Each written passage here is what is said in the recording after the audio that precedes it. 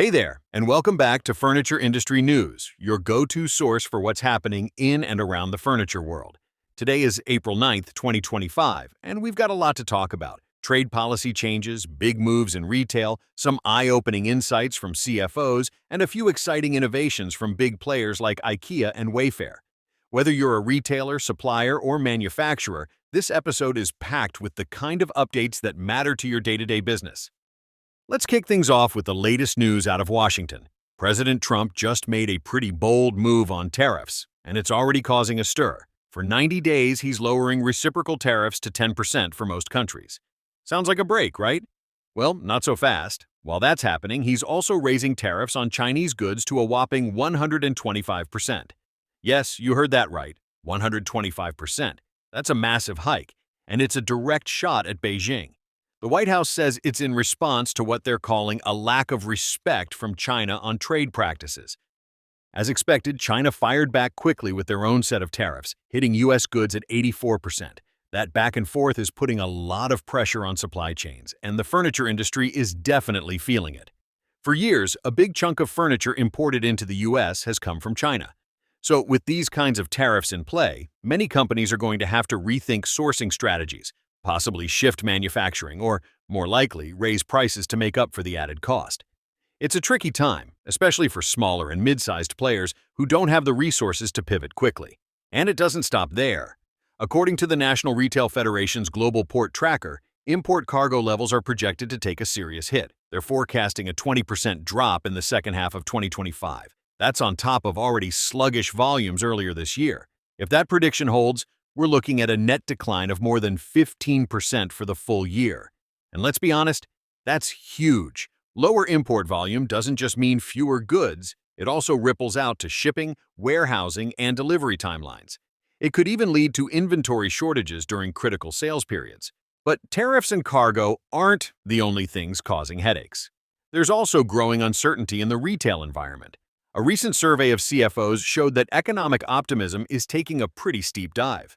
Only 41% of the CFOs surveyed said they're confident in meeting their supply chain needs right now.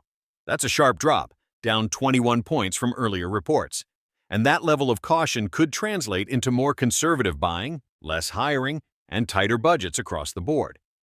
Speaking of budgets, there might be a silver lining, at least for businesses looking to expand.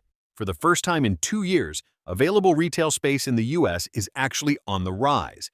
Out of 143 major markets analyzed, 79 of them saw an increase in available square footage. So, if you're thinking about opening a new store, relocating to a better spot, or testing out a new concept in a different area, this could be a smart time to make that move. Landlords might be more flexible, and lease rates could become more competitive. On the tech side of things, President Trump has extended the deadline for ByteDance to sell off TikTok's U.S. operations. The new deadline is now set for June 19th. Why does this matter to the furniture industry? Well, TikTok has become a surprisingly big driver of traffic and brand engagement, especially for retailers reaching younger audiences. Whether it's viral videos of home makeovers, DIY furniture flips, or influencer partnerships, TikTok's reach can be powerful.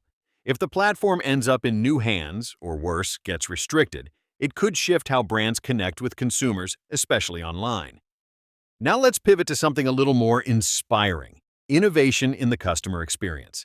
IKEA is rolling out a new DIY delivery model, and it's all about convenience.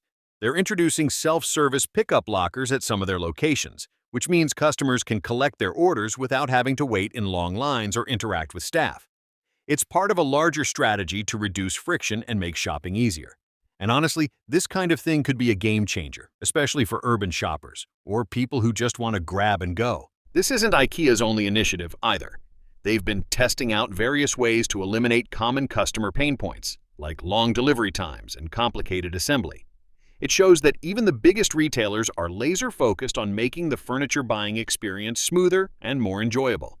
And if you're in the business, this might be a good moment to ask yourself, what are you doing to make life easier for your customers?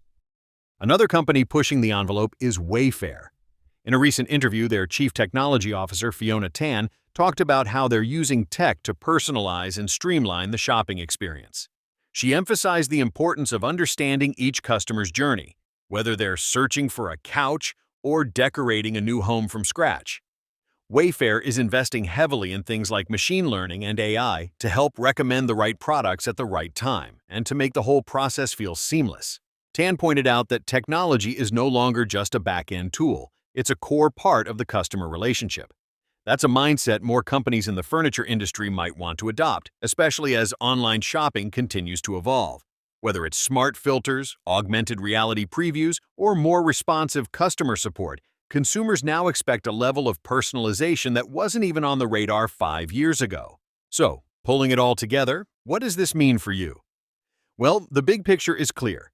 The furniture industry is in a period of rapid change. Global trade is shifting, retail spaces are opening up, and consumer expectations are evolving fast. Companies that can stay nimble, invest in smart solutions, and really listen to their customers are the ones that are going to come out ahead. Whether you're figuring out how to deal with tariffs, navigating supply chain delays, or just trying to stay competitive online, it's more important than ever to stay informed and ready to adapt. That wraps up today's episode of Furniture Industry News. Thanks for spending some time with us today. If you found this helpful, be sure to subscribe so you never miss an update. We'll be back soon with more stories, trends, and insights to help you stay one step ahead in the furniture world. Until next time, take care and stay informed.